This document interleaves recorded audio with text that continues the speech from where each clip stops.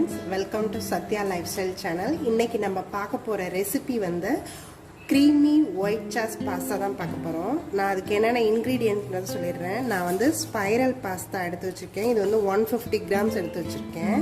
இதுக்கு என்னென்ன வெஜிடபிள்ஸ்லாம் எடுத்துருக்கேன்னா பீன்ஸ் வந்து நான் ஒரு 10 minutes வந்து இதை பாயில் பண்ணிட்டு அந்த தண்ணி கீழே ஊற்றிட்டு கட் பண்ணி வச்சுருக்கேன். எப்போதுமே பீன்ஸ் வந்து ஸ்டார்ச் அதிகமாக இருக்குன்றதுனால நான் ஒரு 5 minutes இல்லை 10 minutes வேக வச்சுட்டு தண்ணி கீழே ஊற்றிட்டு தான் இதை யூஸ் பண்ணுவேன். எப்போதும்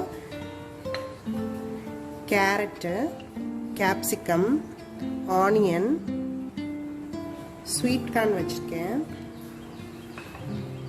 மஷ்ரூம், இது வந்து ட்ரை சில்லியும் இது ரெட் சில்லியும் பெப்பரும் க்ரஷ் பண்ணி வச்சுருக்கேன், சால்ட் எடுத்து வச்சுருக்கேன். நம்ம வந்து இப்போ இந்த பாஸ்தாவை ஒரு 7 to 8 minutes வந்து வேக வச்சு எடுத்துக்க போகிறோம். ட்ரைன் பண்ணிவிட்டு எடுத்துக்க போகிறோம். ஒரு 8 minutes போதும், அதுக்கு மேலே தேவையில்ல. 7 to 8 minutes இருந்தால் அது கரெக்டாக இருக்கும். அதுக்கு தண்ணின்னு நம்ம பாயில் பண்ண போகிறோம். நம்ம வந்து இப்போ பாஸ்தா வேக வைக்கிறதுக்கு தண்ணியை பாயில் பண்ணி வச்சுட்ருக்கோம். இது நல்லா பாயில் ஆகணும். நான் வந்து இதில் இப்போ இந்த பாஸ்தாவுக்கு தேவையான அளவுக்கு சால்ட் போட்டுக்கிறேன். இது நல்லா பாயில் ஆகுது. நான் கொஞ்சமாக இதில் ஆயில் ஊற்றிக்கிறேன். இப்போ வந்து இந்த பாஸ்தாவை இதில் போட்டுடலாம். நம்ம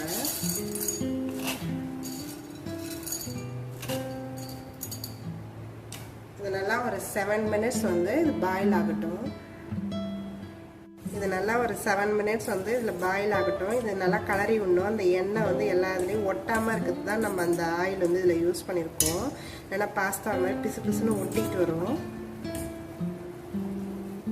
நாம் வந்து இப்போ கடாயில் பட்டர் போட்டு எல்லா வெஜிடபிளையும் நல்லா இதில் ஃப்ரை பண்ணி எடுத்துக்கலாம்.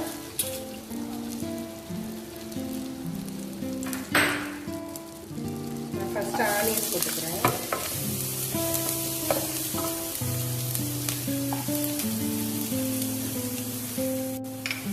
கேரட் போட்டுக்கிறேன், கேப்சிகம்,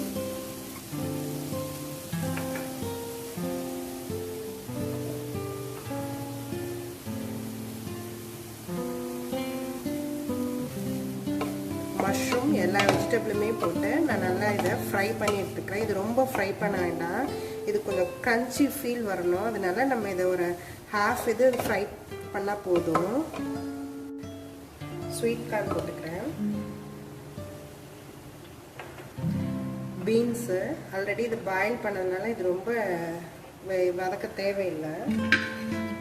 இது எல்லாமே நம்ம ரொம்ப எல்லாமே ரொம்பவும் ஃப்ரை பண்ண வேண்டாம். கொஞ்சம் க்ரன்ச்சி ஃபீல் வரணும் இந்த வெஜிடபிளில்.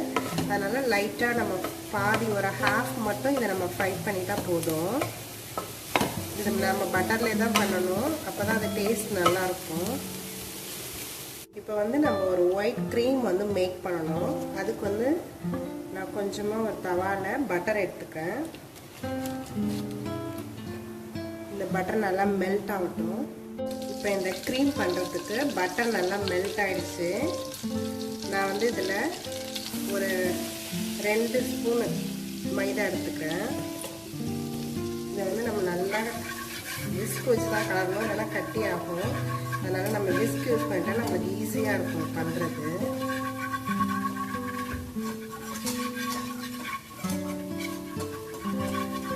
இப்போ இதில் வந்து நான் கொஞ்சம் கொஞ்சமாக மில்க் ஆட் பண்ணுறேன்.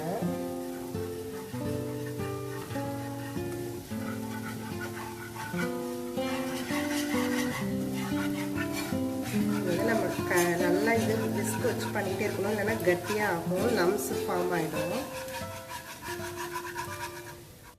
இப்போ இந்த க்ரீம் வந்து நல்லா லம்ஸ் இல்லாமல் இதாகிடுச்சு. இது லைட்டாக பாயில் ஆகணும். இதை நம்ம ஆனால் கலரிக்கிட்டே தான் இருக்கணும், இல்லைன்னா அது மாதிரி லம்ஸ் ஃபார்ம் ஆகிடும். இப்போ இந்த க்ரீம் நல்லா ரெடி ஆகிடுச்சு. க்ரீமி கன்சிஸ்டன்சிக்கு இது வந்துருச்சு. இதை நம்ம எடுத்துடலாம். நான் இதுக்கு தேவையான அளவுக்கு சால்ட் போட்டுக்கிறேன். நான் ஆல்ரெடி வந்து பாஸ்தாலையும் கொஞ்சம் உப்பு போட்டு வேக வச்சுருக்கேன். ஸோ அதனால் இந்த வெஜிடபிள்ஸ்க்கு எவ்வளோ தேவையோ அந்த அளவுக்கு தான் நான் போடுறேன். இப்போ இந்த வெஜிடபிள்ஸ் நல்லா க்ரன்ச்சி இதுக்கு வந்துச்சு, கரெக்டாக இருக்கும். இது ஒரு ஹாஃப் தான் இருக்கணும், அதுதான் இதுக்கு டேஸ்ட்டாக இருக்கும். நான் வந்து இப்போ இந்த பாஸ்தா பார்த்தீங்கன்னா நம்ம எல்லாத்தையும் ஃபில்டர் பண்ணி வச்சுருக்கேன், எதுவுமே ஒட்டாமல் தனித்தனியாக இருக்குது. இதை வந்து நான் இதில் போட்டுக்கிறேன்.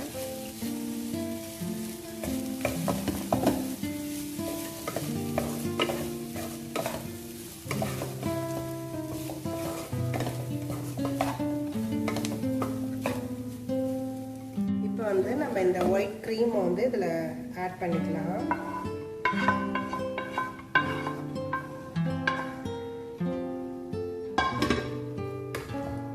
நம்ம நல்லா எல்லா இடத்துலையும் பண்ணுற மாதிரி மிக்ஸ் பண்ணிக்கணும். நம்மளுக்கு இது ரொம்ப கெட்டியாக இருக்குன்னு ஃபீல் பண்ணால் நம்ம ஃபில்ட்ரு பண்ணுற தண்ணி வந்து எடுத்து வச்சுக்கலாம். பாஸ்தா ஃபில்ட்ரு பண்ணுறத ரொம்ப கெட்டியானா அந்த தண்ணி இப்போ நம்ம ஆட் பண்ணிக்கலாம். எனக்கு இது கரெக்ட் கன்சிஸ்டன்சி இருக்குது, அதனால் நான் இதை ஆட் பண்ணல தண்ணி. இது ரொம்ப கெட்டியாக இருந்ததுன்னா நம்ம அந்த தண்ணி இப்போ யூஸ் பண்ணிக்கலாம். இதில் வந்து நான் க்ரஷ் பண்ண அந்த ரெட் சில்லியும் பெப்பரும் உள்ளதை போட்டுக்கிறேன்.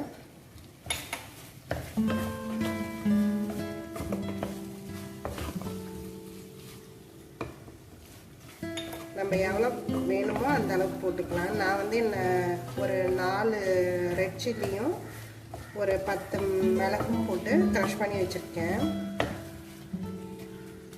இது இப்போ ரெடி ஆகிடுச்சு, ஆல்மோஸ்ட் ரெடி ஆகிடுச்சு. நான் வந்து இப்போ இதில் இந்த ஹெர்பை வந்து போட்டு வச்சுக்கிறேன். இந்த ஹெர்பு மிக்ஸ் வந்து நான் இதில் போடுறேன். நீங்கள் ஹெர்ப் மிக்ஸ் இல்லை அப்படின்னா ஒன்றும் இல்லை, வீட்டில் நம்ம வந்து புதினா வச்சுருப்போம். புதினா, துளசி, ஓமம் எல்லாத்தையும் நல்லா ட்ரை பண்ணி அதை பொடி பண்ணி போட்டிங்கன்னா இது நம்ம அதை வந்து நம்ம பீஸாவுக்கும் யூஸ் பண்ணலாம், பாஸ்தா அந்த மாதிரி இதுக்கும் போடலாம், டாக்கோஸ் பண்ணும்போது அதுலேயும் யூஸ் பண்ணிக்கலாம். அது அந்த ஸ்மெல் வந்து உடனே நம்ம ஹெர்பு கடையில் வாங்குறது இந்த 3த்துலேயே வந்துடும் கிட்டத்தட்ட. ஹெர்ப் இல்லைங்கிற பட்சத்தில் நீங்கள் அது மாதிரி பண்ணிக்கலாம். இப்போ ரெடி ஆயிடுச்சு, நான் அதை நிறுத்திடுறேன். இப்போ இதில் நான் கொஞ்சமாக சீஸ் போட்டுக்கிறேன்.